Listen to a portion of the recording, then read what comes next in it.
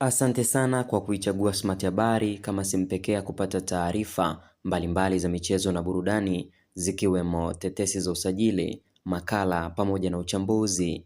Kama umetembelea ukurasa huu kwa mara ya kwanza na labda umevutiwa na taarifa zetu, ni usubscribe kisha ubofya alama ya kengele.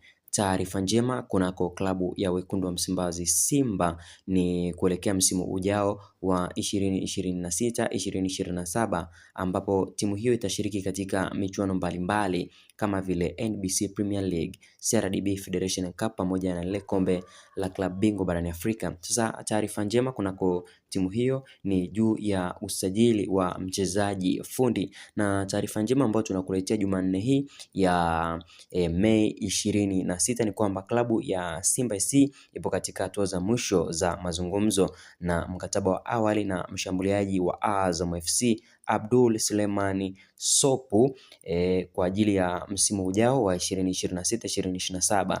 Sopu ambaye mkataba wake unamalizika mwishoni mwa msimu huu wa 2025-2026 anatarajiwa kuchukua nafasi ya Selemani Mwalimu ambaye tunafahamu yeye yupo pale Simba kwa mkopo akitokea katika klabu ya Wydad Athletics, Wydad Casablanca ya nchini Morocco. Uongozi wa Simba tunaarifa kwamba umemkabidhi Sopu mkataba wa awali ambao anaufanyia kazi kupitia management yake. Simba wanamhitaji ili kuongeza nguvu katika safu ya ushambuliaji. Pia Sopu ni zao la zamani la timu ya vijana ya Simba, baadaye kabla ya kwenda kujitafuta akaja akatua katika klabu ya Coastal Union Mangushi, na ambapo alifanya makubwa akiwatungua Young Africans kama utakumbuka mara 3 kwenye fainali ile ya Azam Sports Federation Cup, na hapo ndipo dili lake la kwenda Azam liliponukia. Hivyo tusubiri tuone nini ambacho